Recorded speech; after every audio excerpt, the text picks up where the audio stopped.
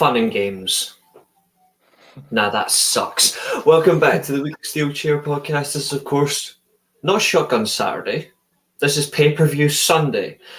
A little bit old school, a little bit vintage, but of course... Super Sunday, if you remember that from back in the Premier League days when it wasn't just Man City winning it all the time. Super Sunday, yeah, we're here for Shotgun Special Edition. It is on me, the reason that we weren't in the original Saturday slot. So we had a good run there, Reece. I think we had 3 shows in a row that were on Saturday, and then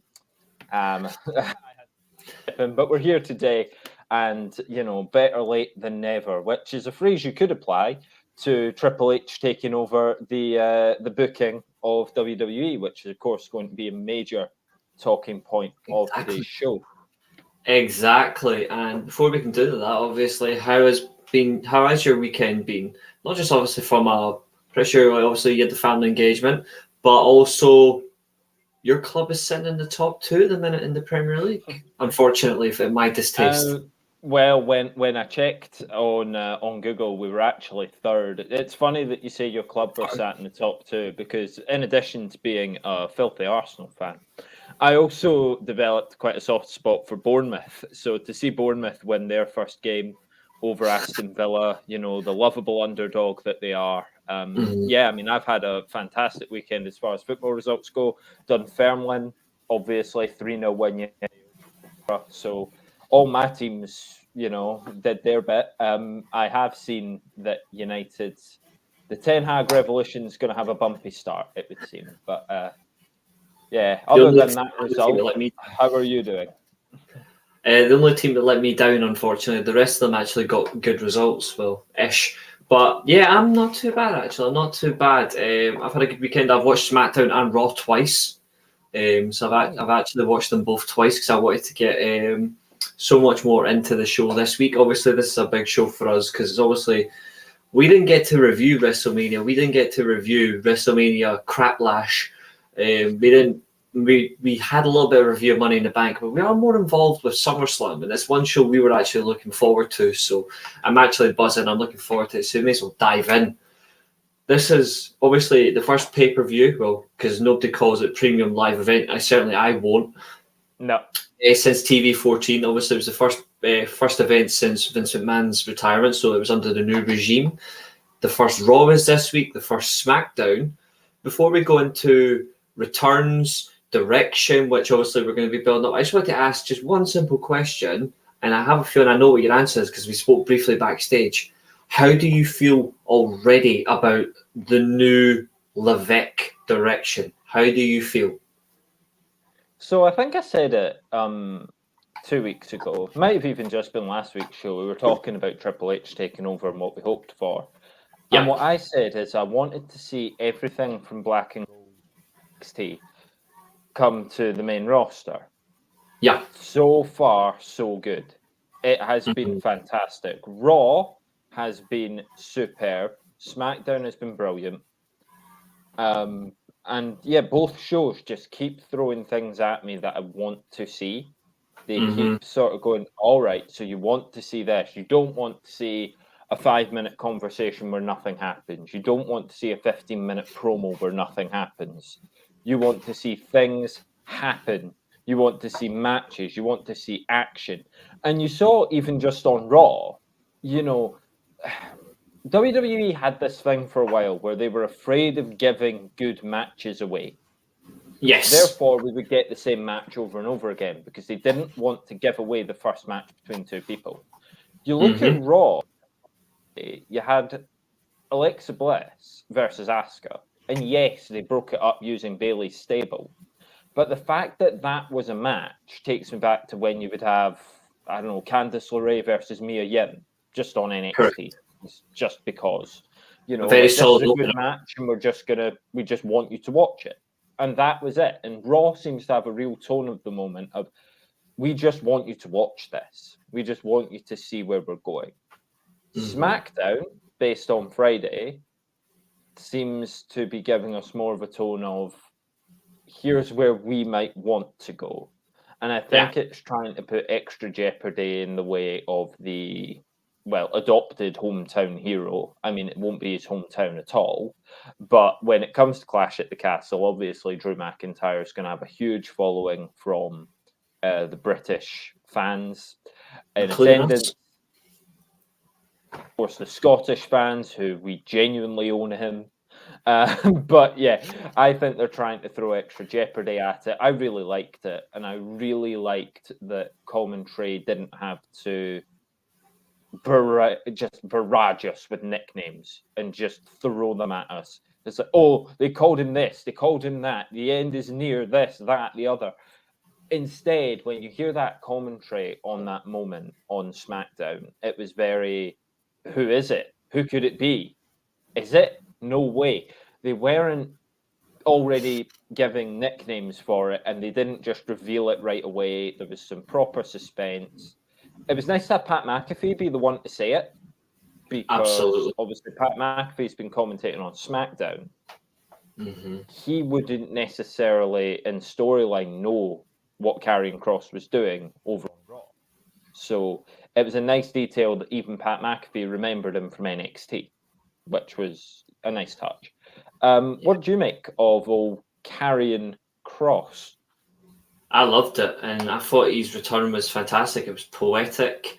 It had an ensemble feeling where you could, first of all, they changed the lighting. It went all black and grey, classic Karrion Kross NXT booking, black and white with the very strong lighting, the smoke, Scarlet Bordeaux, even back to you, still looks like $1,000,000.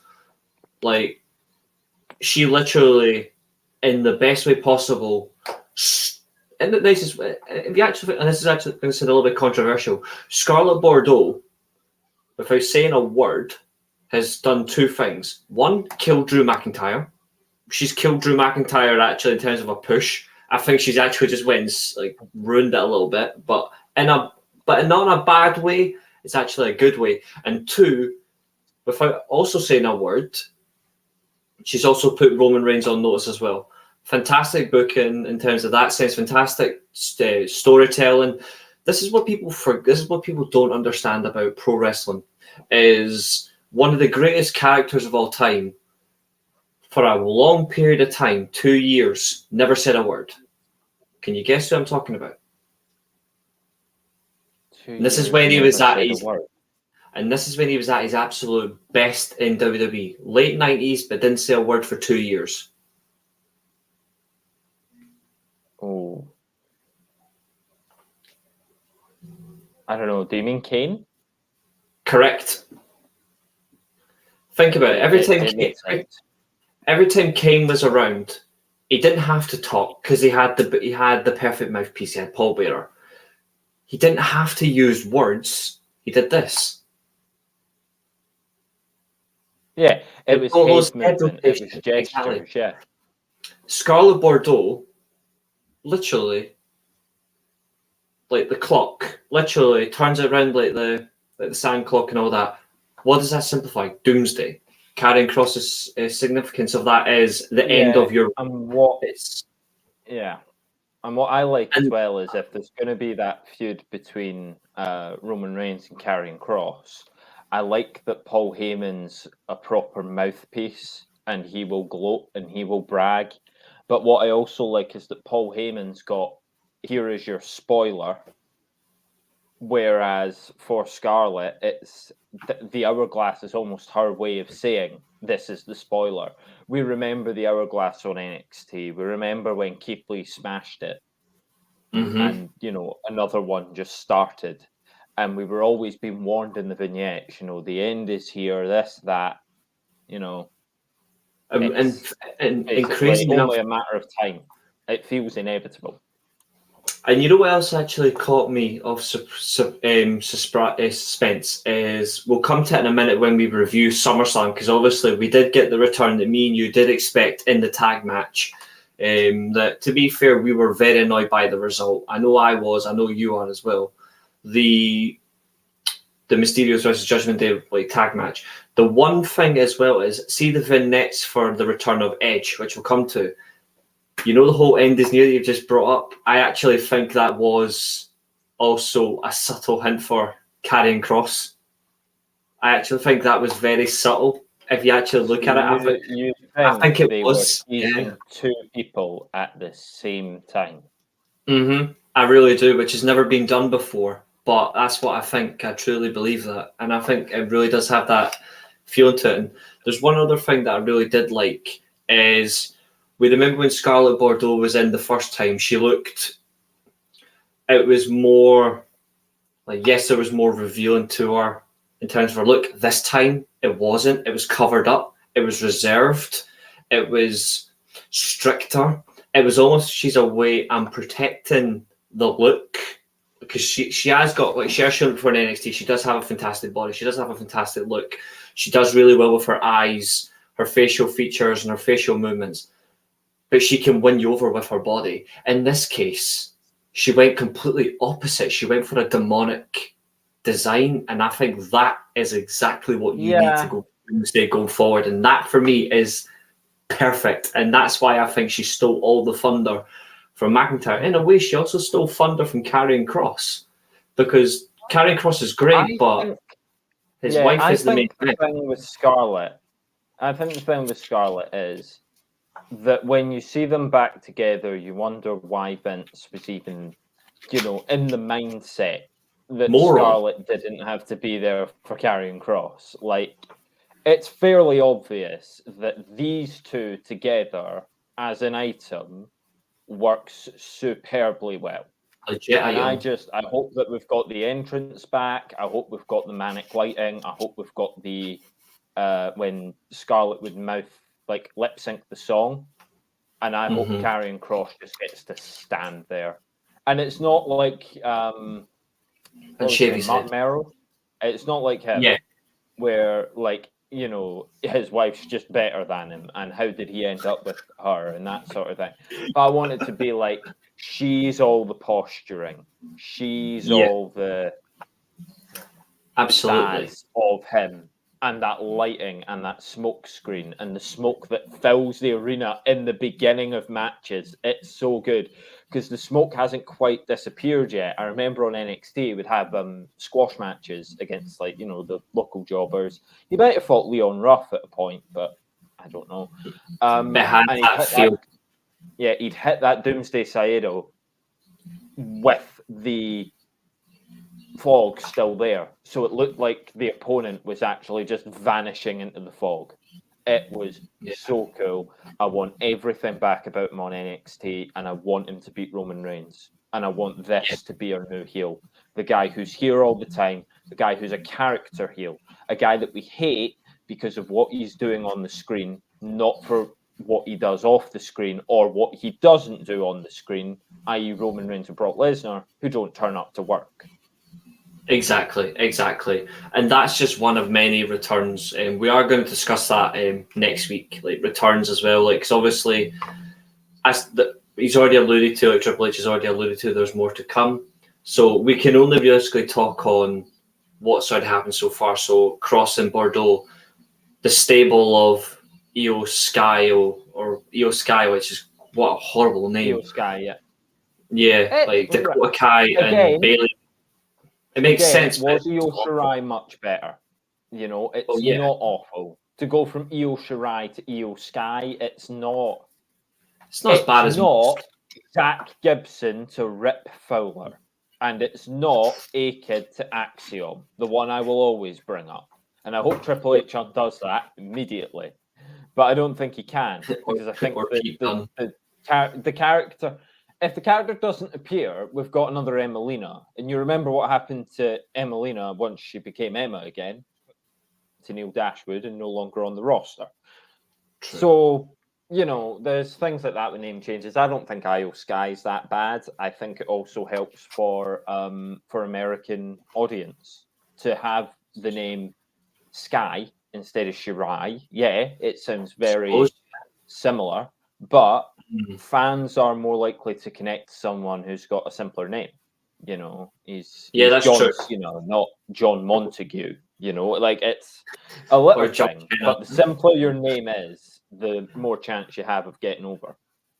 Hello, John Cena. I just had to get that in there. John Cena, That's what they call them in Italy, and cena is dinner in Italian, just for Exactly. fact. No, that's So true. he's That's true. on dinner. But I can say that. Speaking of dinner, we are making a meal of this bit. But Coming from being quarter Italian and quarter German, I can totally vouch for him being a dinner plate. But we are going to push on because also we're not going to spend an awful lot, maybe about 20, 25 minutes, maybe less than that. We'll see. But we are going to go through Summerslam. We're not going to go through every match because there's no point. What we are going to do is we're going to see if we can come up with 5 things that we equally agree on, 5 things we disagree on, and then 1 thing that stood out as the highlight of the event. So I don't know about you. You want to go to war, Reece? You want to go to war? Absolutely. For me, the war zone, are we?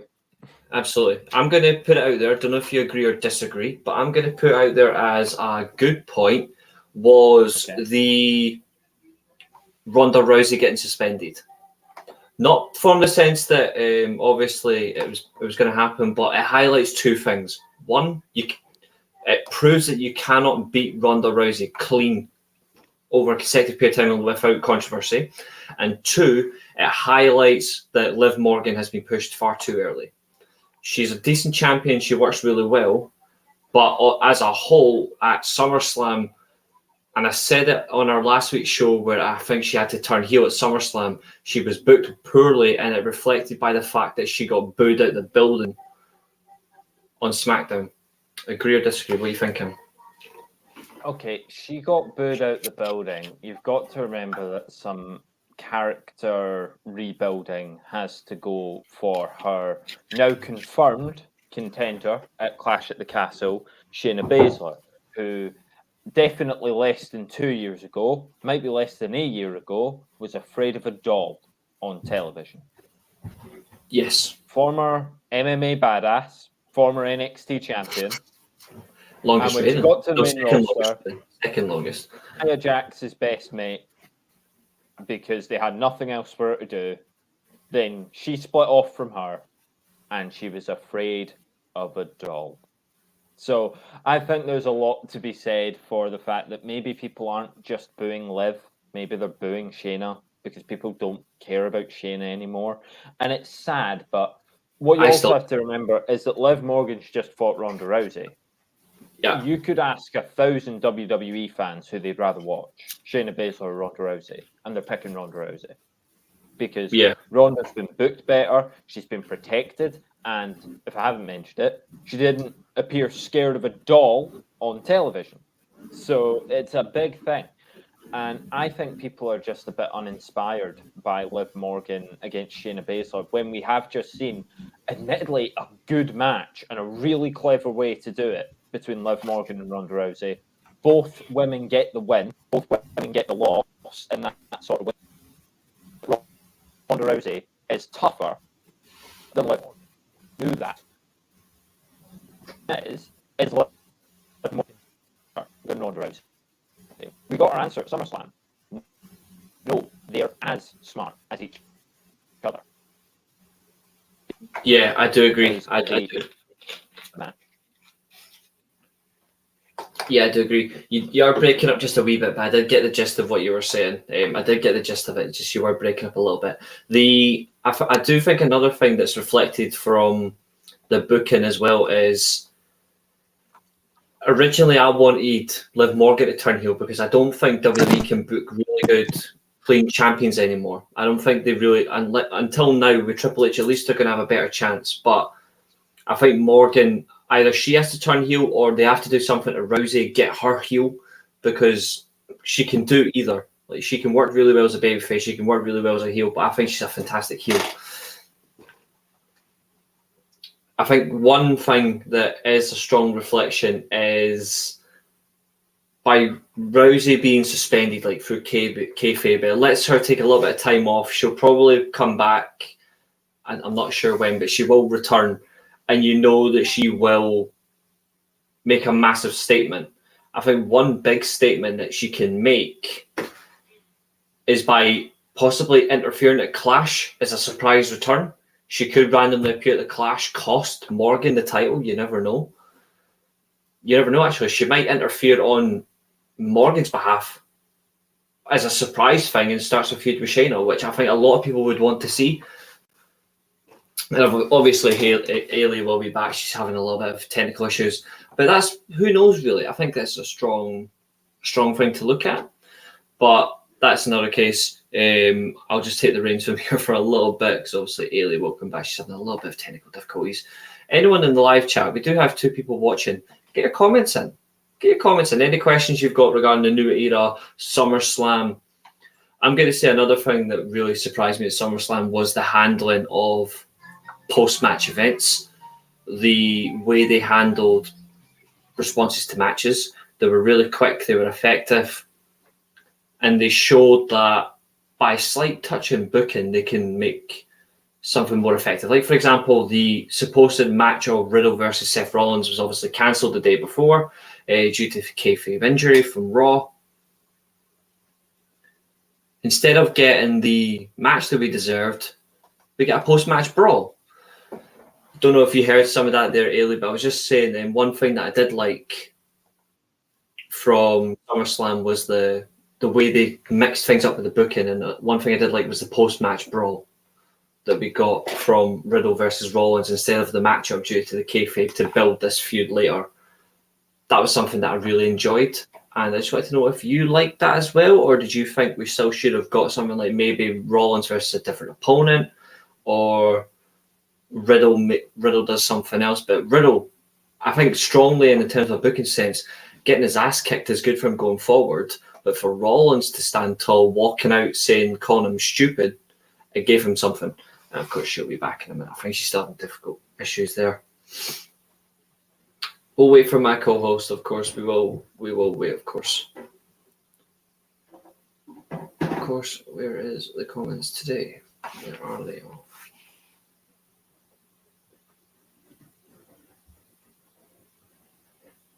Just waiting for Eilidh. She's having some issues. It's normally me that has the issues. Feels quite good for a change not to be the problem. Not being the problem is something I'm actually quite happy with. To everyone that's watching, obviously, come on. Like, we have got somebody on the Twitch page. Get off Twitch. Get on here at the Weekly Armchair on YouTube. Get your comments in. Subscribe to the channel. Like this stream. If there's anything else you want to see or discuss, feel free, get in the comments. There's no issue with that. Just waiting on Eilidh. Oh, she's back. Right. Can I finally? Yeah, it's working. I wasn't sure if you heard what I was saying there, but I was saying that I was really impressed by how they changed things with booking. And the one thing I highlighted to was Riddle and the post-match brawl rather than the match we got a post-match Riddle ass kicking. And Paul was heel. What did you think of that? Because I actually thought that was one of the best bits of booking from the entire pay-per-view. Yeah, I mean, I was annoyed it wasn't Johnny Gargano because I wanted to see him, but you know, you can't hold that against the show that you didn't see someone that you weren't promised to see. It'd be different if everyone was saying like, "Oh, Johnny Gargano appears tonight," like, you know, that would be different. But yeah, I thought it was really clever. I think it keeps good heat on Rollins. But the one thing I don't get, if you are keeping heat on Rollins, and Rollins spoke about, was it on Raw? He spoke about now there's like one fewer person in the way of Roman Reigns, like in the way of him getting to Roman Reigns again. Mm-hmm. I think he said it on Raw after he had that match with WWE's answer to Kenny Omega. Yeah, he said there was like one fewer challenger in the way, and I understand keeping heat on Rollins while he is a heel, but if he's fighting Roman, he's not going to be the heel. It doesn't matter who he hospitalizes. The fans are sick of Roman. They want anyone else. They'd take it if Baron Corbin won it on like Friday. They would accept it. Yeah, I completely agree with you. Obviously, I've had two there, so I'm going to give it to you. Two things that you liked, or even two things you didn't like, and we'll see if we agree or disagree. I'm going to give them both to you, and I'm going to put you in the host position. Okay. Well, since the audio was really sort of funny for that, Like, honestly, it lagged, and then when I joined again, couldn't hear you at all. That's all right. It's okay. So what were your two? So one's obviously the Rollins. The post-match booking where Rollins has came out as a good heel, but also has done really well for Riddle as a babyface, getting his ass kicked. And the second one for me was the what was the second one that I said? Sorry, the first one that I said. Sorry. We were talking about the Liv Morgan thing. So yeah, that's it. The way they booked Rousey and all that. Yeah, that's it. So what's two for you? Wait, one or two for you? What would you like? Okay, I'm going to start with the negative, unfortunately. It's a small negative, but I want to talk about it. Judgment Day. Yes, thank you. Materials. Now, I liked this match, and I liked it because it was no DQ, but it wasn't AEW's no DQ match. They proved that you can have a no DQ match where it is still mainly wrestling. The minute wrestlers on AEW hear no DQ, it's like, where's the tables? Where's the chairs? Where's the hammers? Where's the light tubes? You know, and the like wire. Yeah, the barbed wire, loads of barbed wire. Can't get enough of that. But it's everything. Yeah. Whereas these four, and three of them are veterans. One of them's Dominic. And Rhea Ripley was great as well to have on the side. She was the cheat. The other two were genuinely just trying to out-wrestle the Mysterios. It was when Rhea would get involved, that's where the cheating would come in. That's where the no DQ put the faces at the disadvantage. My issue with the match, though, is everything just about that Rhea Ripley did or went to do or could have done could have been in a no DQ match. And then, when Edge made his return, Judgment Day could have still won. I agree. That's my problem. Judgment Day could have still won the match via disqualification. I think you even predicted that. I did. But yeah, Judgment Day could have still won that match because the win would have helped them. They would have got the win. It will be in the books. But the DQ wouldn't have hurt the Mysterios or Edge.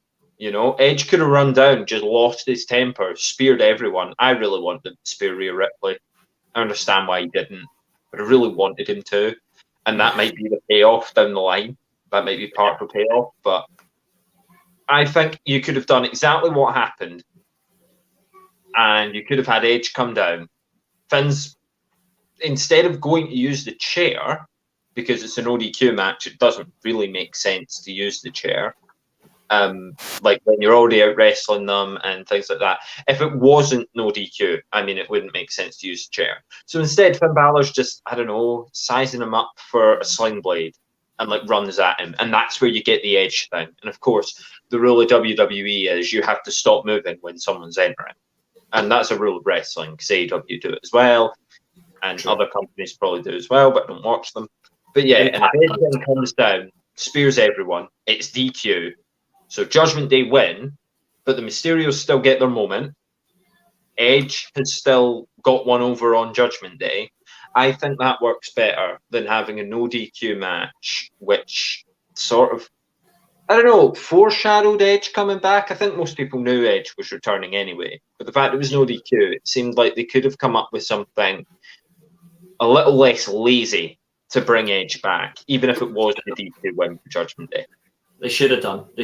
And another thing as well to highlight that is they've went from the Judgment Day theme where he came back to with the Brood opening to the Judgment Day to then back to Metalingus the following day. I'm like, what was the point in bringing back with the Judgment Day theme anyway? If you're going to bring him back, use the from going forward. I love the Metalingus theme. I love it.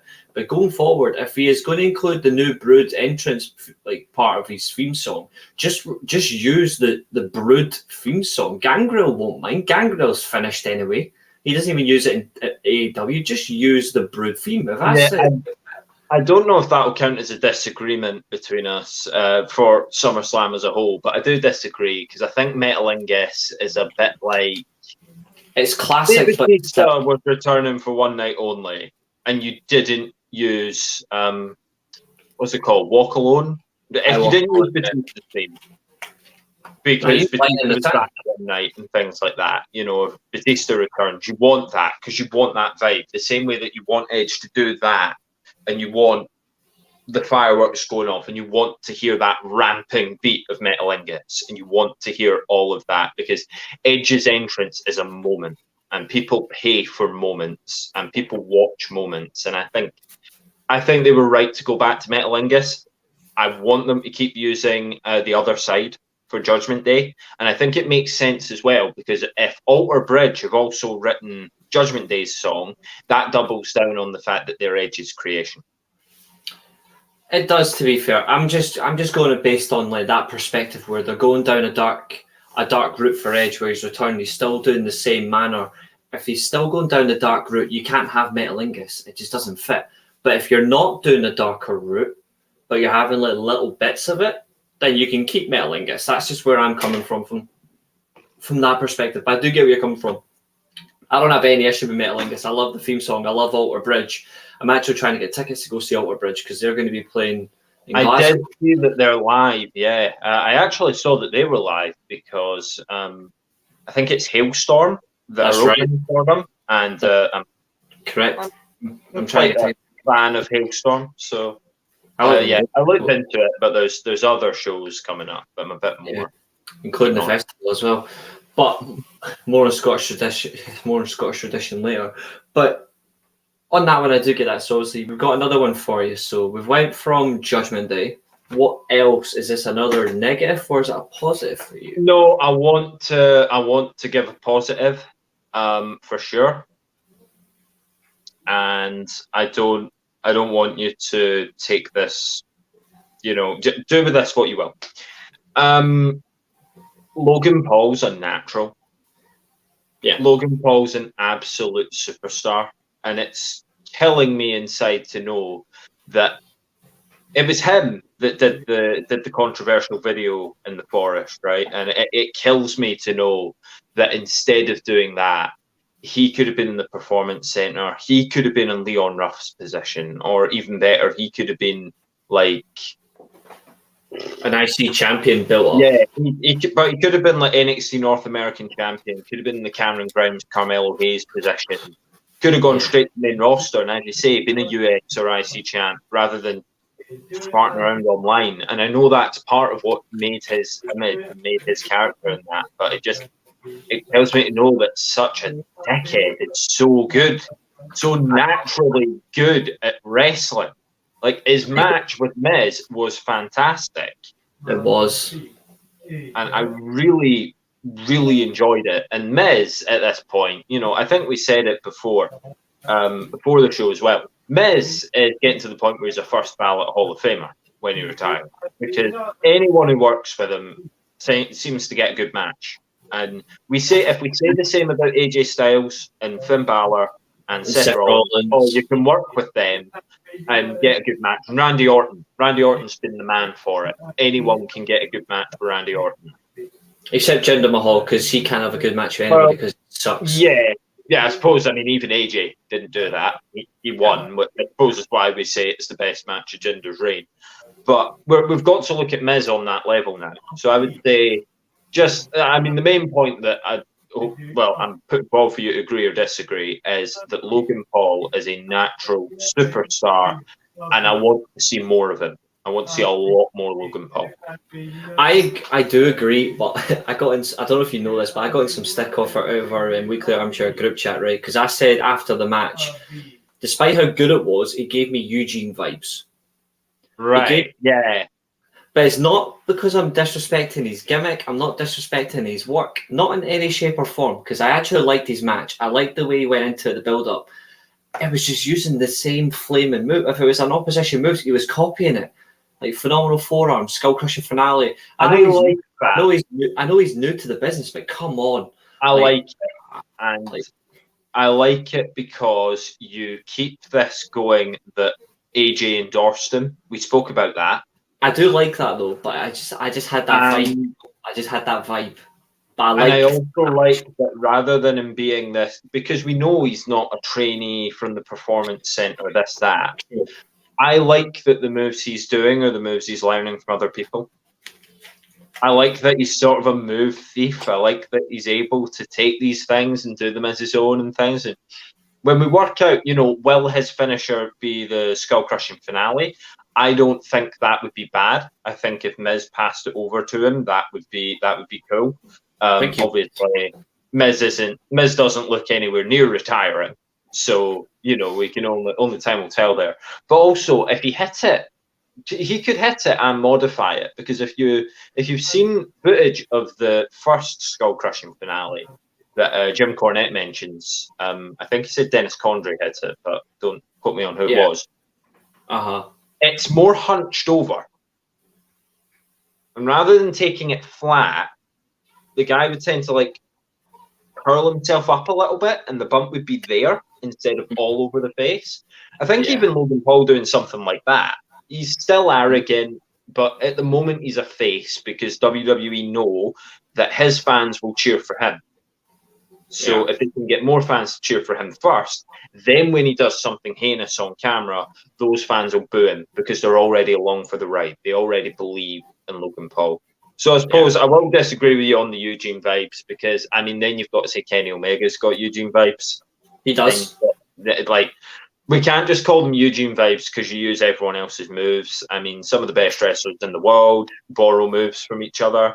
It's just when it's every single flaming match now where it's the same. I'm sick of Becky Lynch stealing my hero's finish. I'm sick of seeing it. I'm sick of seeing I'm sick of seeing the Young Bucks making a mockery of the Tombstone Pile Driver. Well, I'm sick of the Young Bucks, but we're not always going to get. And my last vented frustration on moves, I am sick to the back teeth of seeing the flaming super kick. Because it's lost all its meaning. It's lost all its meaning. The super kick should be retired as a move. It should be stopped, because it's completely ruined. See, I get it, but I also wouldn't retire it as a move, because it's a very basic move. What I think you mean is finish. It used to be such a special finish, and now it's overused. I know, but it used to be a special finish, because okay. I tell you, someone hits a super kick as a finish, you're not going to the Young Bucks. You're probably going back to Shawn Michaels. Shawn Michaels didn't hit a super kick. He hit Sweet Chin Music. The same way that Drew McIntyre doesn't hit a modified drop kick, he hits a Claymore. The guy makes the move, not the other way around. Tell you who else made the super kick, though, really well was Yokozuna. Yeah, I haven't seen much footage of that. not as a finish, but he used it as an effective move to set up either the Samoan drop or the Banzai drop. Just look up Yokozuna's super kick on Bret Hart. Huh? Bret Hart, an amazing seller, sells it so well at WrestleMania 9. Beautiful, literally just Bret Hart was pretty good at the selling. He's never been one of my favourites or anything close to it. You've got to respect the crap. But so I think so far we've agreed on just about everything. So a bit boring, but let's see. So I'm just looking at the time there. Obviously, there's been some technical difficulties. Sure, you're watching. Okay. So what is the next thing, if you want to swap us around? What's the next thing that was cool? That was you did it. It was I controlled it with my mind and my hands. Anyway, what is it that you are putting forward next? Agree or disagree? Let's hear what you took from SummerSlam. I think we've pretty much covered SummerSlam, but I just wanted to say I absolutely loved Michael Cole's commentary. It was his best commentary in years as a collective, because he actually gave the show everything. And I think I want to say this now: Michael Cole next year should be put in the Hall of Fame as an honorary induction. I don't care if anyone doesn't like him. I love Michael Cole. I think he's one of the best commentators of all time. I think he doesn't get enough credit. Do you put him in the Hall of Fame while he's still active, though? JR was still active in 2009, 10. No, but I know JR also have his health difficulties. True, but he was true. So maybe they were looking at that and while he's still so able and capable, and they didn't know what the future held. I wouldn't be against Michael Cole going into the Hall of Fame, but you'd never want a class headlined by Michael Cole. Not headline, no. I wouldn't have him as a headliner, but I would have him in there. And you know what class I'd actually have him in? 2024 with Paul Heyman. Mouthpieces. Paul Heyman, the lead headliner in Philadelphia. Michael Cole is one of the other mouthpieces because he's had his own great mouthpiece moments. I wouldn't be There's opposed only to. one man Paul Heyman will go in for though, and I think it's if they put Brock Lesnar in, and if Brock Lesnar accepts it, or if he goes, man, it's fake, you know. He probably would. We're in there, but yeah, if Brock Lesnar doesn't accept the Hall of Fame induction, then Paul Heyman will go in on his own. But I think they'll wait for Brock Lesnar to be the headline of the class, and then obviously Paul Heyman can go in. Because you're never going to get a WrestleMania in Minnesota anyway. I'd very much doubt it. But on the back of that, though, I just wanted to say, like, on the grounds of it, his commentary was perfect. It flooded so well with the main event. It had everything, and it actually stems to the actual show's event, like Raw and SmackDown.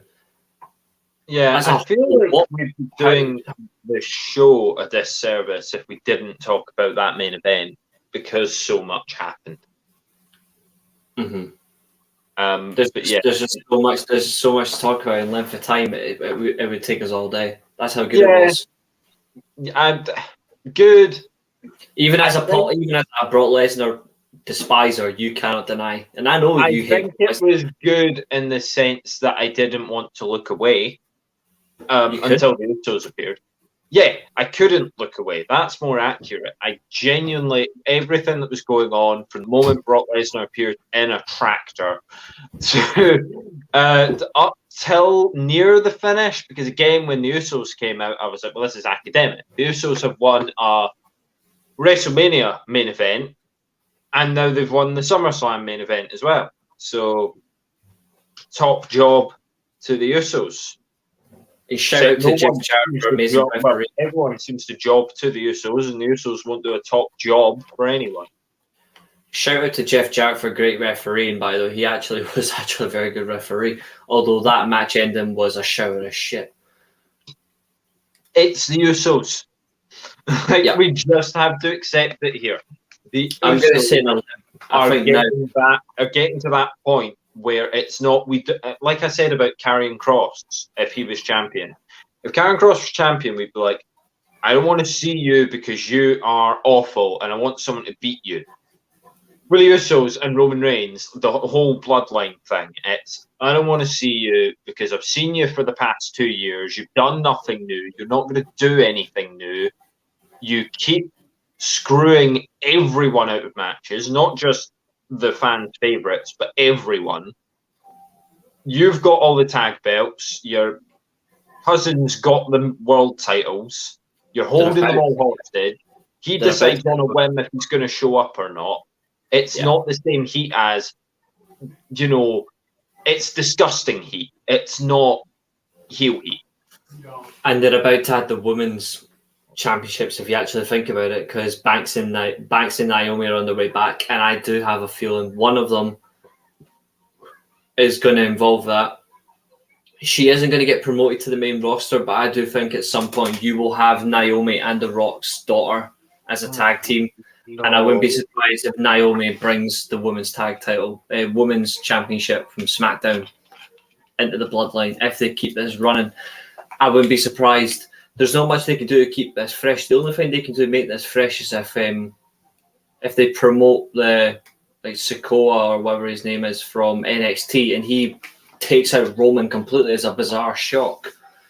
We'll call him NX2s. We'll call him NX2s. Like, if he comes up to the main roster and challenges Reigns and actually wins the world title, that would be the ultimate shock. I'm not for him being called NX2s. What I am for, though, is he comes up and people are like, oh, it's a new part of the bloodline. And then it's simple storytelling, but his name's Solo Sikoa. So what if he won and then disbanded bloodline? I'm like, no, I'm doing my own thing. And I think if rumours to be believed, Roman Reigns is retiring or going away for a while after the next WrestleMania. So who do you then hand it off to? I mean, if I get my way, he doesn't have any belt come WrestleMania and he has a non-title match with The Rock. That's my way as well. Because it doesn't need the title to have Roman Reigns against The Rock. That doesn't need the title. And yes, it would be the main event, but WrestleMania is now 2 nights. So just have one world title match open night 1 and have the other world title match close night 2. Yeah. And have Roman versus Rock close night 1. And there you go. And Rock beats him with a sharpshooter. Rock beats him with anything. Rock beats him with a large stick. It would be fine. But yeah, so that meandering review of SummerSlam there and the main event. But yeah, I thought it was pretty good. And overall, because obviously Eilidh's got another quiz prep for me. Just saying. And she will be back in the host square. I just wanted to get your opinions on this because I've watched Raw twice this week. I've already said to you, I've watched SmackDown twice this week. I've already said I'm more impressed by the Scarlett Bordeaux and Karrion Kross return. But as a whole, from booking start to finish, time and investment in the actual matches, less time into promos and segments. Of course, that will develop over time, which it has to, because also Triple H is okay with more time in the segments, but he wants more time for matches. How did you feel with the match quality this week? Not match quantity, match quality. So we're talking on SummerSlam or across SummerSlam and Raw and SmackDown? Just Raw and SmackDown. Just Raw and SmackDown, so not including SummerSlam. SummerSlam, much better. We were pretty much impressed with SummerSlam. That's why the matches on the TV were so much better. So much. It's not just, and I can tell what you're going to do now. And as much as I rag on Montez Ford, his match with Seth Rollins was pretty good. It was. You know, but then also Bliss and Asuka did some really nice stuff. And by the way, the triple threats. On Raw. The first one was one of the greatest TV matches I've ever seen. What a Styles clash, by the way, in the triple threat. Yeah. Mustafa Ali versus The Miz versus AJ Styles. And Mustafa Ali was the star of that match. When he jumped off the top rope, hit that tornado DDT onto the outside, looked like it, crippled AJ. You're like, oh my word! Like, this is a guy's finally getting back on TV. And I know he's had so much controversy off screen because he's getting his push, then he's not, then he is, then he's not, then he's whining on Twitter, then he's not whining on Twitter, then he's away for 3 months and he whines on Twitter some more and he comes back, and that's Ali. But he's still insanely talented. And when he hit that splash and then AJ just picks him up, Styles clash onto The Miz, I would have changed just one little thing about the finish, but I get why they wouldn't. I would have had AJ pin The Miz. I get why he pinned Ali, because it was Styles clash and AJ's like very sort of, no, my move did it. I did that. He wouldn't want it to be like, oh, you landed Ali on The Miz, then pinned him, because AJ is one of the best heels in the business and one of the best baby faces in the business at the exact same time. He is literally the best at dual roles. And I've said this numerous times before, and people can come at me, and I honestly don't care. People say numerous times that Seth Rollins is the second coming of Shawn Michaels. Distinctly true, but distinctly inaccurate. The second coming for me of Shawn Michaels is AJ Styles. There is more of a sort of similarity there because, and again, AJ's got that sort of controversy outside of wrestling, and he has said some unsavory things about certain people and things like that. Rollins has done okay, but the main thing that you were getting at is, Shawn Michaels was great as a face and phenomenal as a heel, pardon the pun, when we get to AJ. But AJ's been phenomenal as both, because when he was the heel, all the way back when he was fighting John Cena, and he was a heel, you were like, all right, yeah, I'm good for this. And then when he was a face, and the face that runs the place, and that was face and heel at the same time, when he was the face that runs the place. He was getting on at John Cena, but he was the face, because people didn't want Dolph Ziggler to win. People didn't want these other people to win. They wanted AJ. So he's just, as I said, phenomenal. And they were sick and tired of Dean Ambrose as well. John Moxley at the time, they were sick of him because of his attitude and his comments on the former Steve Austin podcast, also, which then became the Broken Skull Sessions. If you haven't seen that, if you've got yeah. It's just such a toolbox. It's on Again, YouTube. like, It's on YouTube. It's also on the WWE Network. If you've still got that, I still do. I watched that again yesterday. No joke. I watched the Styles podcast, then I watched the Ambrose.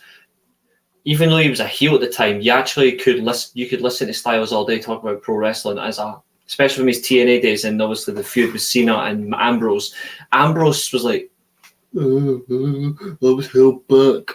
No wonder no wonder he was called out, because he's got no personality. Like, I've had better personalities going to the bathroom. Like, generally, just sit there and chill. Like easy now. like he's generally ridiculous. Like, it was one of the worst.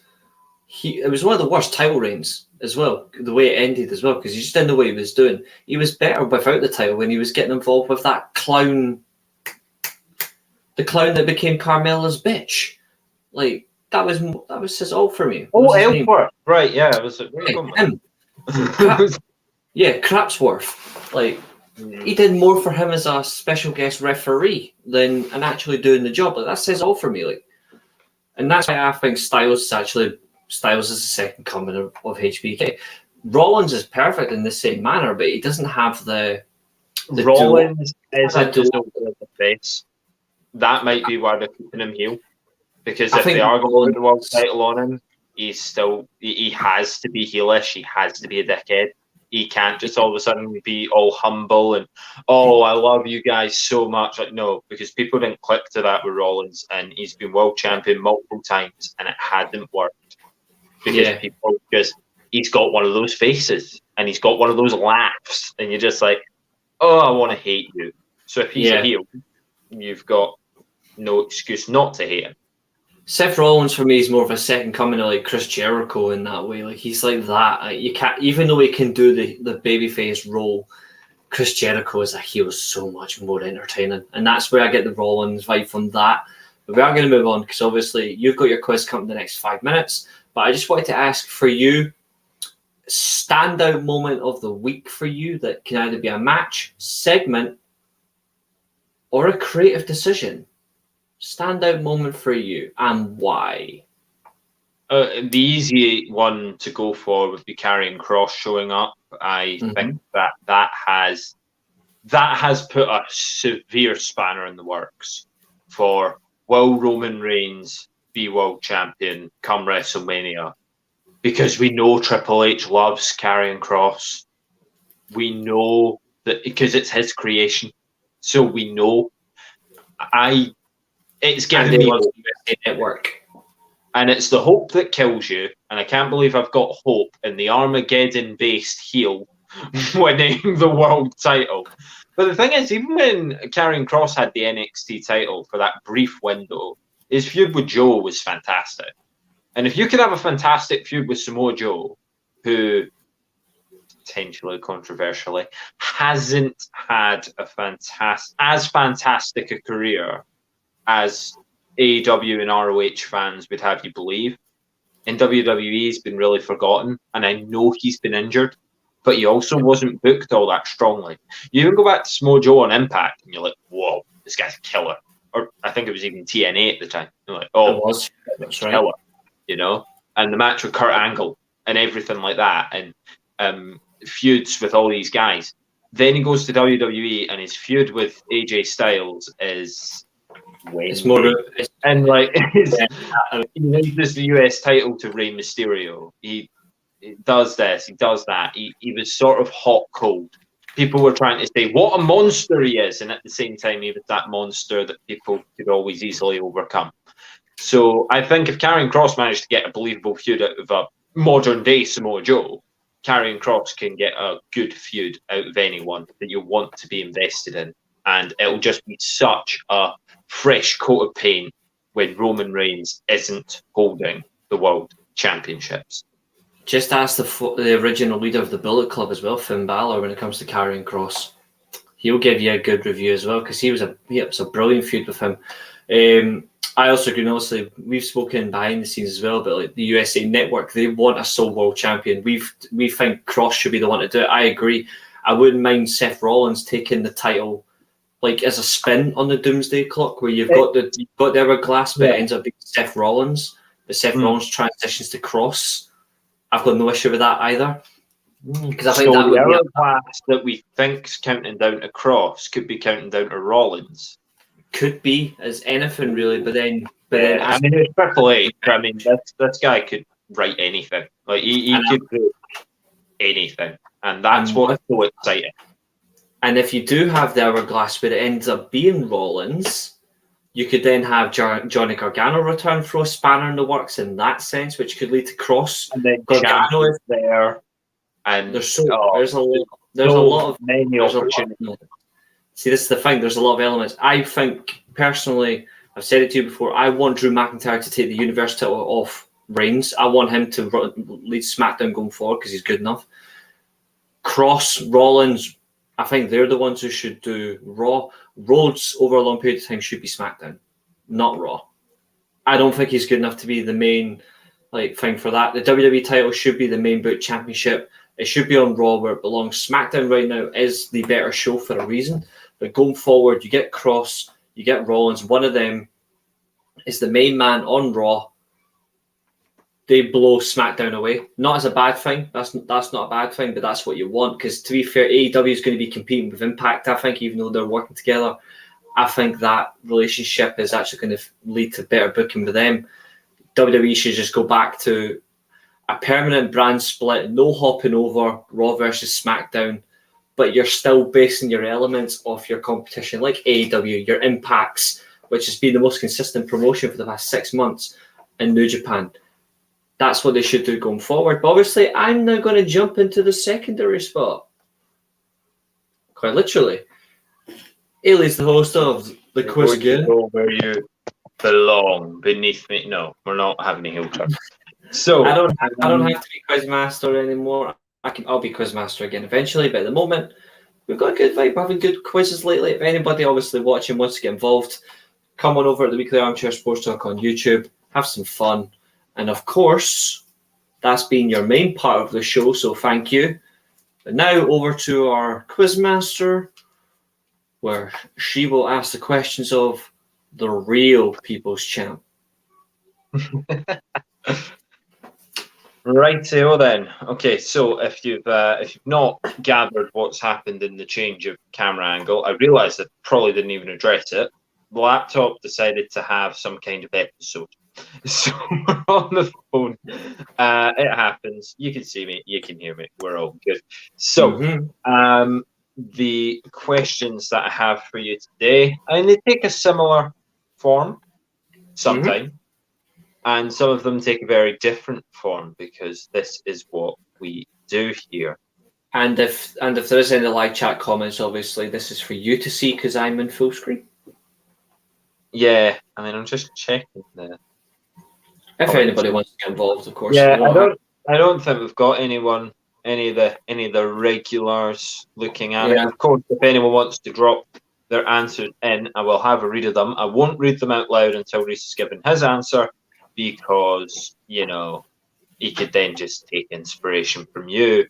I know that from experience. So, question number one for you then. It's similar form to other questions you've been asked in the past, but my question to you is, what is Finn Balor's real name?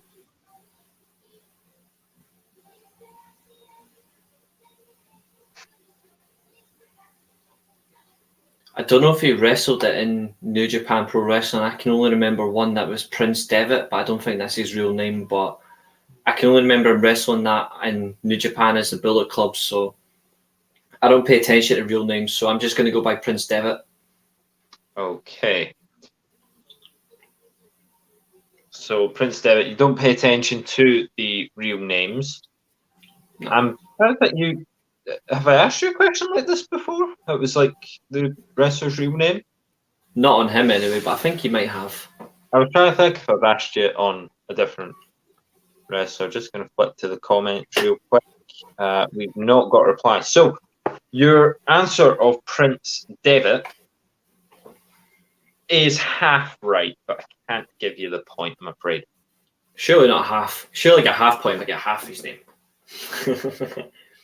I'm gonna have to be brutal, I'm afraid. You did too well in the SummerSlam one, so I'm gonna have to be a bit brutal. Fair enough. I'll allow it. Yeah. Okay then. What is Unfortunately for you, you are half right because he is David. And the inspiration for this came from Seth Rollins' promo back in. Obviously, I asked you the question when and where Finn Balor won his first one and only Universal title. It's because in the feud with Seth Rollins, Seth brought up Finn's real name, which obviously I've forgotten, and he mocked Finn for the name Fergal David. I couldn't remember his first name. Fergal. His real name is Fergal David, and I have verified that with the only verifiable source of information on the internet, Wikipedia. Just brilliant.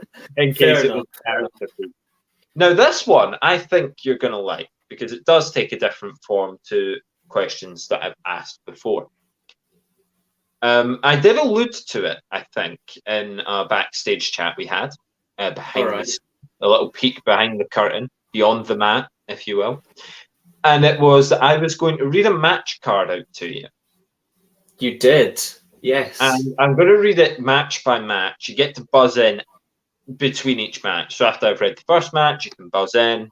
And then if you've not got anything, I'll just read the second match. You can buzz in, that sort of thing. Now, this particular card has 7 matches on it. Obviously, nothing you can tell from that alone. But that means when I read the first match out, if you can buzz in and tell me right away, you will get 6 points because I've only read one match. If I need to go to the second match, you'll get 5 points. Third match, 4 points. It'll depreciate in value over time between the answers. So, that's fair. Thing is, I think you've got this, and I think there's a real chance of you getting 6. All right. I do.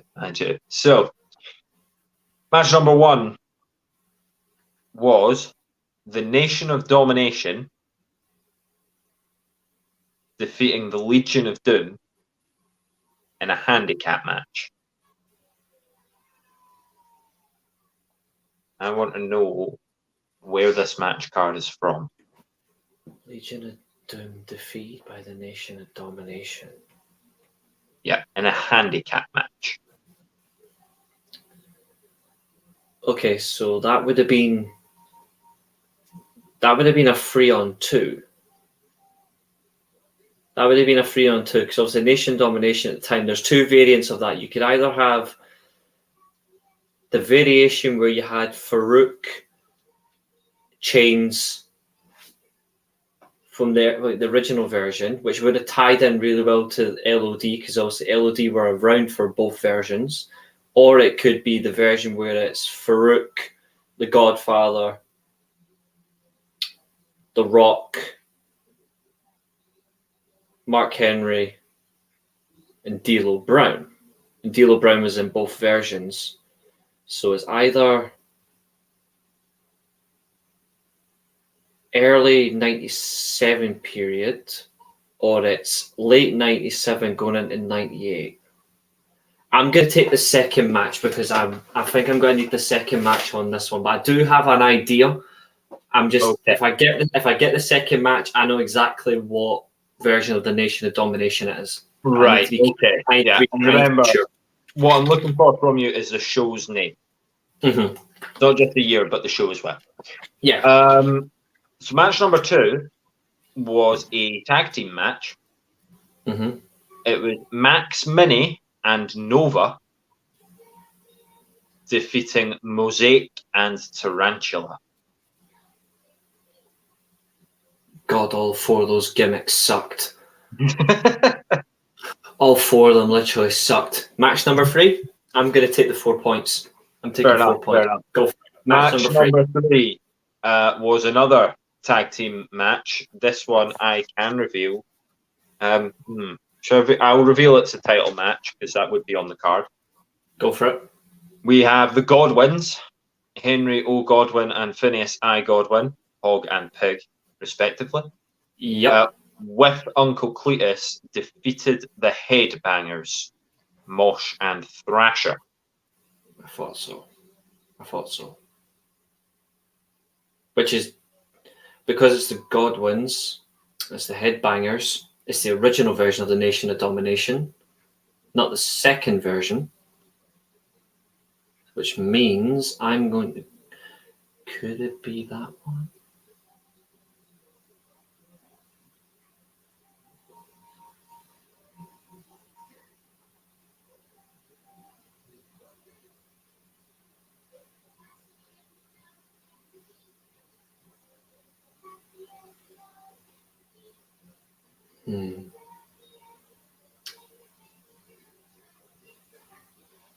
Because it wasn't the Royal Rumble 1997.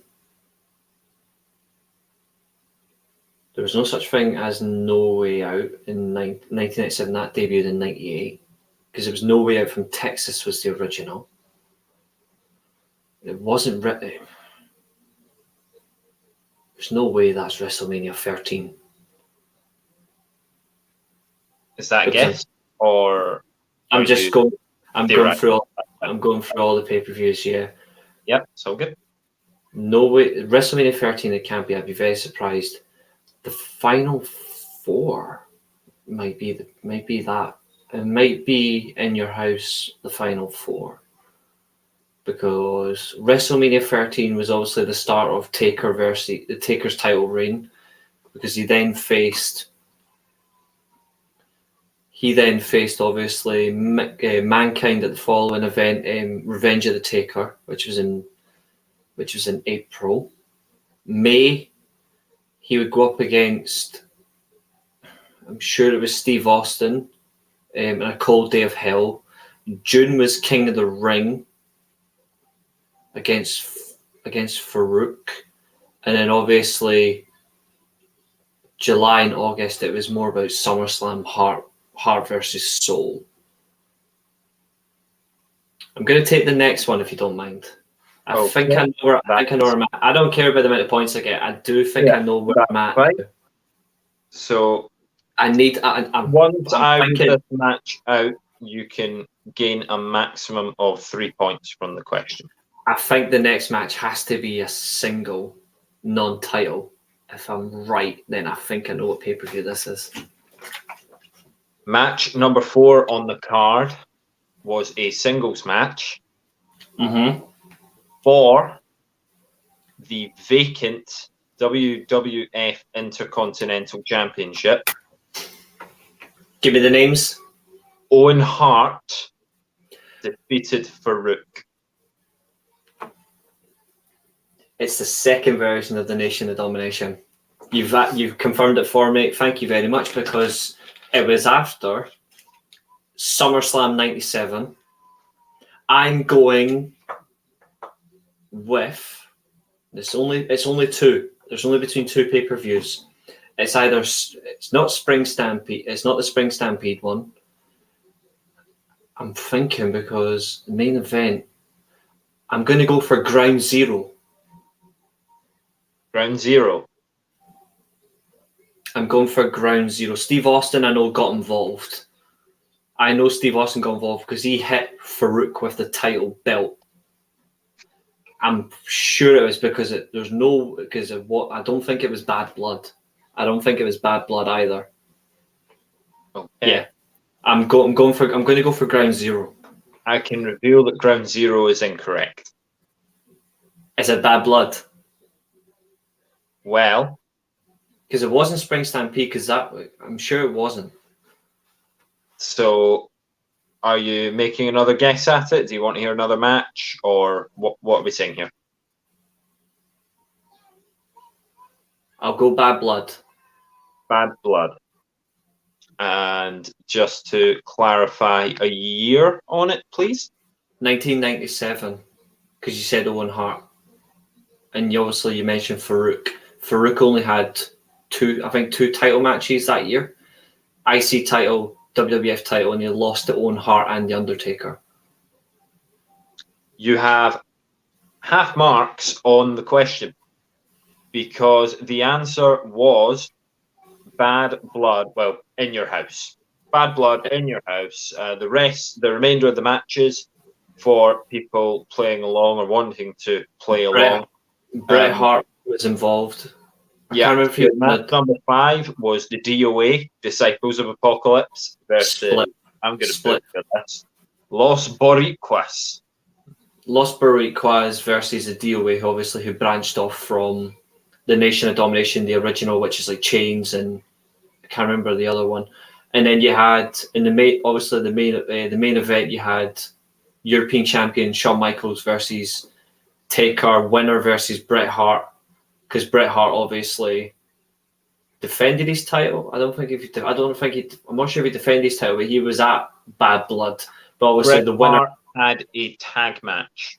It was the semi-main event. Bret Hart and the British Bulldog defeated the Patriot and Vader in the semi-main, which obviously led us to the Attitude Era match, Shawn Michaels against The Undertaker, and a match that we've spoken about at length. Right, 3 out of 6 on that one. Okay, that's fine. That's okay. I knew the minute you mentioned the Godwins and all that and Nation Domination, I knew it could only be 1 or 2 years, 97 or 98. It was about bringing it down. Tactics. Yeah, that was it was very well worked out. I mean, that is the reason why I didn't reveal the members of the Nation. I thought it would make it too easy. If I revealed that it was the second iteration of the Nation, you would already have like a very finite possibility for where it could be. Of course, the second match didn't help you any because, I mean, Max, Mini, and Nova, everyone remembers them. But then once you got to Godwins, you're like, all right, cool. We're maybe getting somewhere here. But yeah, no, very well done there. So I think that question type's quite fun. So when you take your 3 out of 6, you're 0 out of 1. You're currently 3 out of 7 overall. It's all right. I got 11 out of 14 last week, so it's not going to be better. Still be strong. Yeah, exactly. So, again, I've got a multi-answer question for you. I'm just going to take a quick peek at the answers that are in my phone. So the camera, I might just freeze for a little moment, but I just have to remember what questions I've got for this week and what ones are for other weeks. No, that's okay. That is perfectly all right.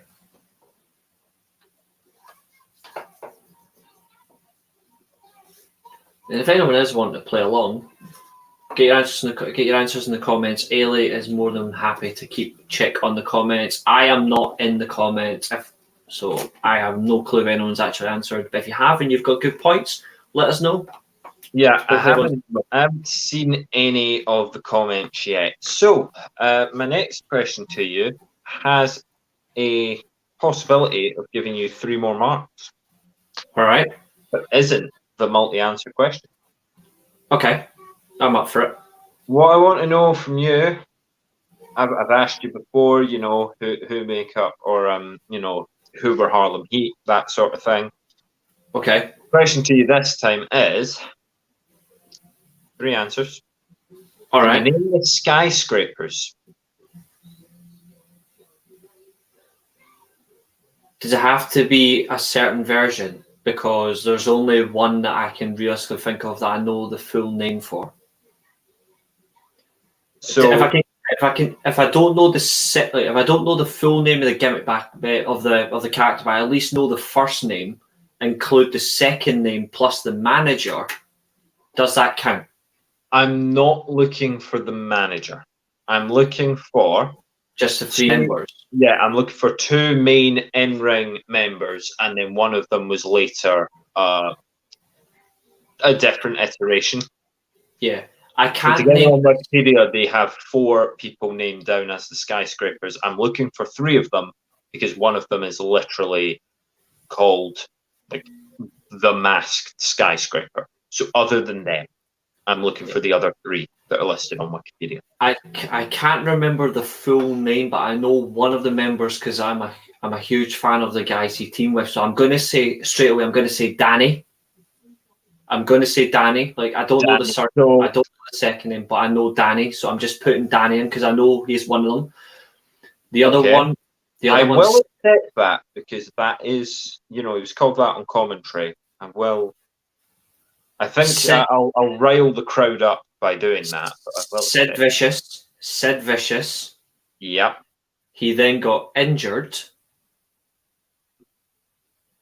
And then in terms of who came in, I just need to remember the exact name of his gimmick, because obviously you got Paul E. Dangerously was the great manager of that gimmick, but I'm pretty sure it wasn't Punisher Dice Morgan.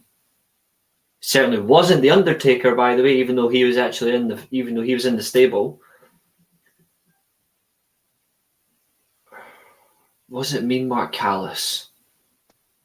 I'm going to go for Mean Mark Callis, but everybody knows him as the Undertaker. But yeah, Danny, Sid Vicious, Mean Mark Callis. I'm going to give you 3 out of 3. And it might rile the crowd up. It might get some heat on me, but that's fine. Yeah, that's right. So, Danny, who you don't remember the full name of, but I'll accept it because on commentary it was called Danny, things like that. Dangerous Dan Spivey. Thank you.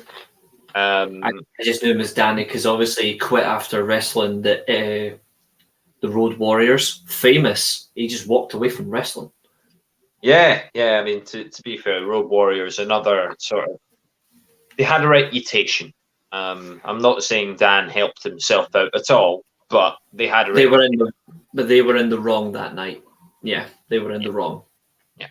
And then the other 2 you obviously got Sid Vicious and Mean Mark Callis. And they very quickly realised this guy's better than being a skyscraper. And the rest, as they say, is history. So you're pulling it back for sure. 6 out of 9 with that impressive answer. Yeah. So the next one's just going to be a simple, do you know it? And then the last question is going to be your multi-marker. Okay. So my next question for you takes us away from WWE. Kind of. Typical. I've always got this card. Okay. Drew McIntyre was Drew Galloway on the Independents. Correct. Now, when he wrestled in Evolve, I had to double check it was Evolve. When he wrestled in Evolve, he had an unlikely tag partner. They won a tag team tournament and became Evolve's tag team champions. Okay. My question to you is, which wrestler who has been in the WWE did Drew McIntyre team with in Evolve to win the tournament? I know this is going to be breaking your own rules away, but I've never watched Evolve. Is there like any way you could do a multiple choice in this one? I have never watched Evolve. Ever. A multiple choice. You want a multiple choice? I'm not sure. I can. Sure. Right. You got 4 options. Okay. Only gives one me of them is right. Gives me at least a 25% chance because I've never watched Evolve in my life. That's fine. So, Finn Balor, Jordan Devlin,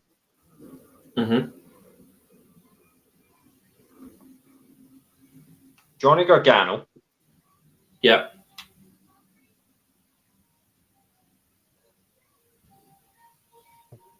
or Joaquin Wilde, who at the time was DJZ. Okay, so you go DJZ. I'm just going to go by that because I don't care that second gimmick name just sounds terrible. DJZ, Johnny Gargano, Finn Balor, or Jordan Devlin. Who was Drew Drew McIntyre's then gimmick, Drew Galloway's Evolve tag team partner when they won the tournament, became champions. Okay, I'm going to go complete guess because I really don't know. I'm just going to go with Johnny Gargano. I really haven't got a clue. Okay, you want me to lock in and accept Johnny Gargano? You may as well because I really haven't got a clue. Okay, we've got no one joining in on the comments. I suppose we're more of a spectators show on the Sunday and more of a fans get involved show on a Saturday. So we've got two people watching on YouTube. One person now watching on YouTube, one watching on Twitch. I called them out.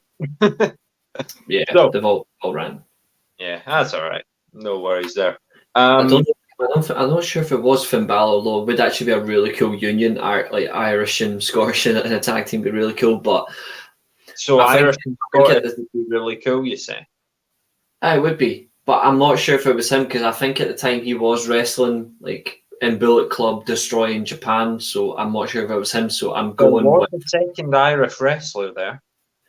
Devlin, yeah, but that just sounds too weird. I don't think I've never thought he was good enough. And if he was a tag team partner, then that is really shitty because he wasn't. He isn't that good. But I just think Evolve. You're not in words in Reece's words. Really shitty because the answer is Johnny Gargano. Oh, I got the point.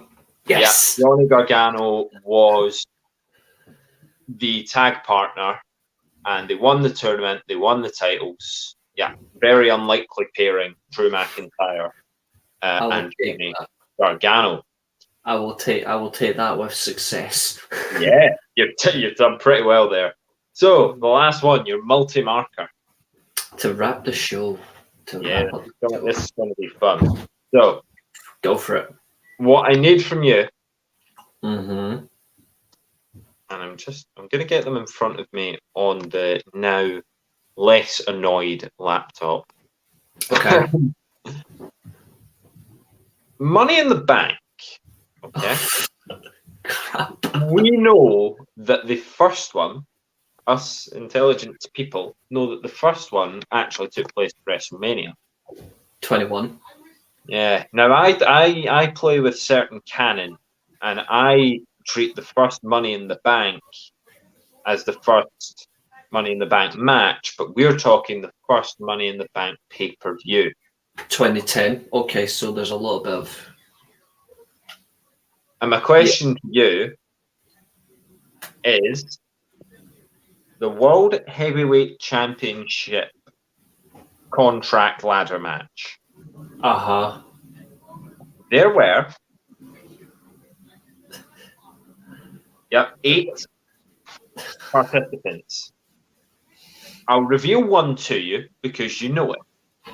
The winner. What I want to know is who are the 7 losers that Keane overcame to win the contract, go on to cash in on the same night, defeating Rey Mysterio and winning the World Heavyweight title. Who were the 7 losers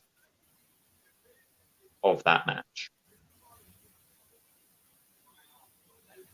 Just trying to remember who was on SmackDown at the time. Well, the obvious one there is Big Show. Well, the Big Slow. I think because he was getting so many pushes at the time, I'm also going to include Drew McIntyre. Okay, as ever, just noting them down here. Dolph Ziggler.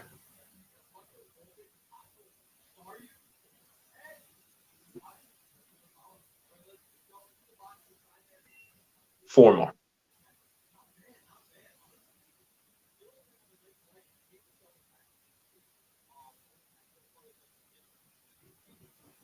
I'm just trying to rule out who wouldn't be there because obviously the time who was on what show. It wasn't Jack Swagger because he's the one that wrestled Mysterio for the world title. So I can rule out Jack Swagger. Or the Sucker and Sucker. By the way, well remembered. What, the main event? Not the main event, but Rey Mysterio's title match, yeah. Yeah, it was crap. So I've said the Big Slow. I've said Ziggler. I've said McIntyre. So that's 3. I need 4 more. 4 more names from you, please, Reece.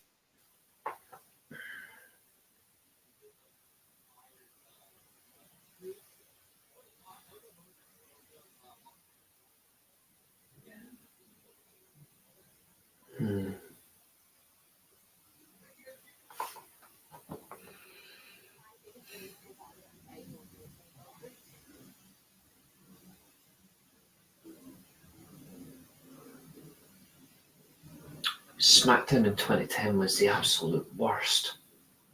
Because once they lost Chris Jericho, the show became irrelevant. And Edge. Yeah.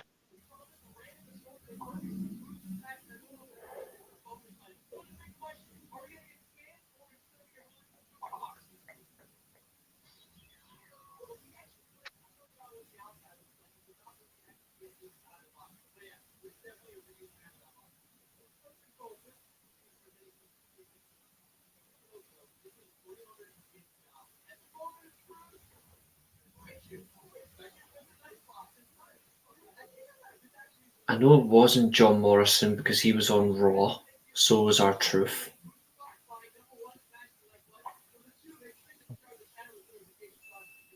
Daniel Bryan was kayfabe sacked for spitting in Cena's face.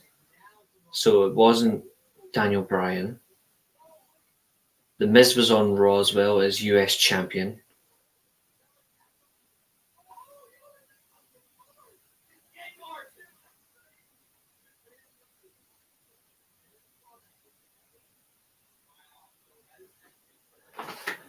I'm literally just butchering rosters. Just we're going Broadway with this question. Yeah. It's all right. I've gone to the network and asked for the extra 10 minutes. We will stay with this action until it finishes. We will stay with your main event. Do not go away. Mm-hmm.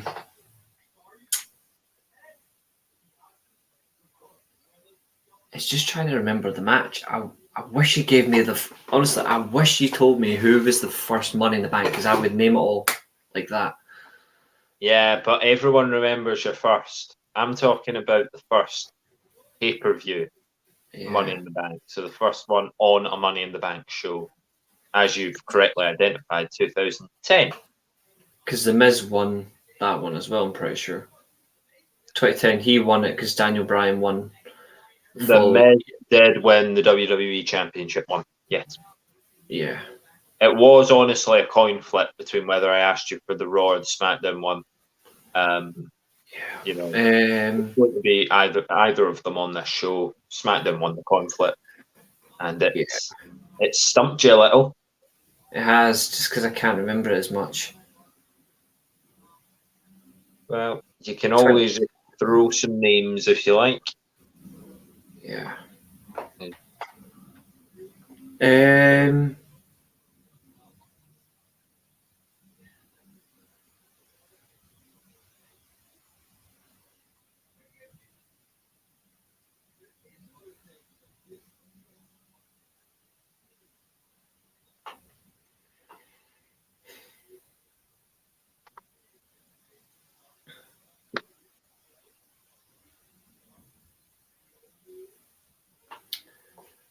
I'll try just 2 names because I'm not sure if they were on there or not, but I don't really have a choice.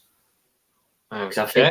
I think they did get drafted, so I don't really have much of a choice here. I have to go for it. I'm going to say both Cody Rhodes and Ted DiBiase Jr.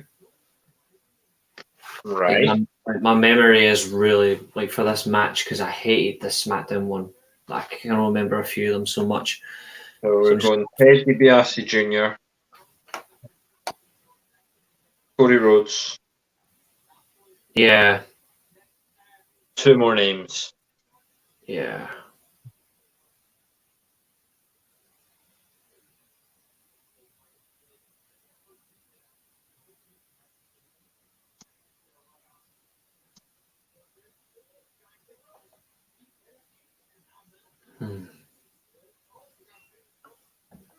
This is actually quite difficult.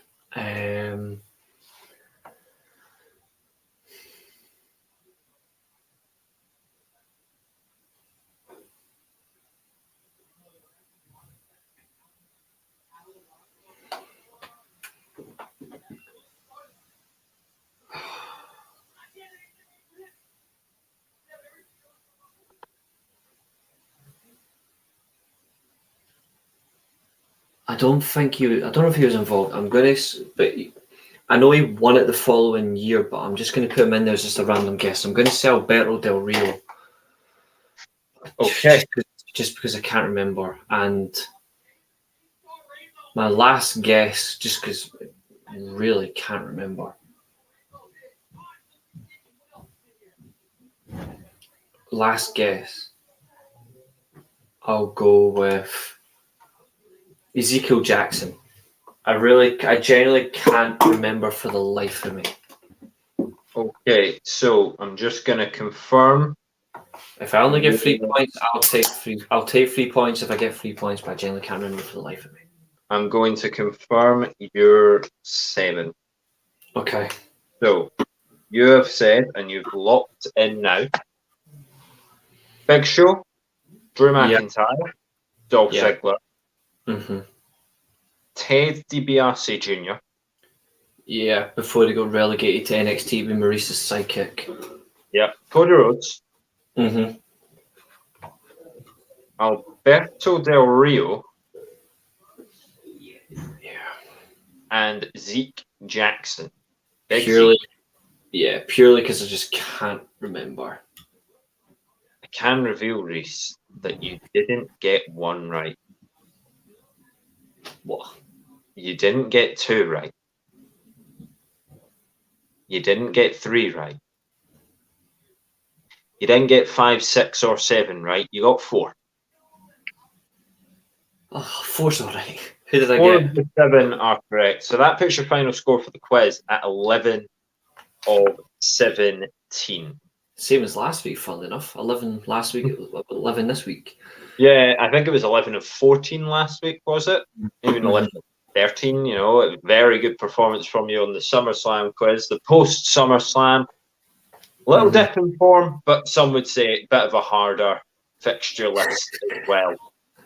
So your 7 answers should have been Big Show, Drew McIntyre, Dolph Ziggler and Cody Rhodes. You got them. Okay. The 3 you missed. 2 of them are currently in AEW. Go on. And 1 of them is still in WWE. Christian, Matt Hardy, Fuck. and Kofi Kingston. I thought he was a Raw. Yeah, Kofi Kingston was in this match. Again, if any of the information I've provided is incorrect, don't blame me, blame the fountain of knowledge. That is Wikipedia. But yeah, they have it here. Kane defeated Big Show, Christian, Cody Rhodes, Dolph Ziggler, Drew McIntyre, Kofi Kingston, and Matt Hardy. I appreciate it. Thank you, quiz. So 11 of 17, 7 out of 10 until that last question, and then 11 out of 17. So you've got more than half. You know, you can't be too gutted with a more than half. Yeah, I'm okay with that. Quizmaster, of course, thank you, and you will see her again next week. And it is happening. It is me versus Keane. So that's the last comment from me. To anyone who's watching this back, like, share, and subscribe. The Weekly Armchair Sports Talk. We have gone over than we normally do, but that's because my memory is just like... Not to mention the technical issues. I mean, I started this on a laptop, and now I'm coming to you from the phone screen. But hopefully it's been just as entertaining as ever for you. Absolutely. And if you enjoyed wrestling, if you enjoyed football, this is a channel where it's to be. You'll find us next Saturday. Back next Saturday. It's going to be fun. It's going to be an absolute bombshell. Or as I call it, a steel chair. See you later, guys. And thanks for watching. And goodbye from us. See yous.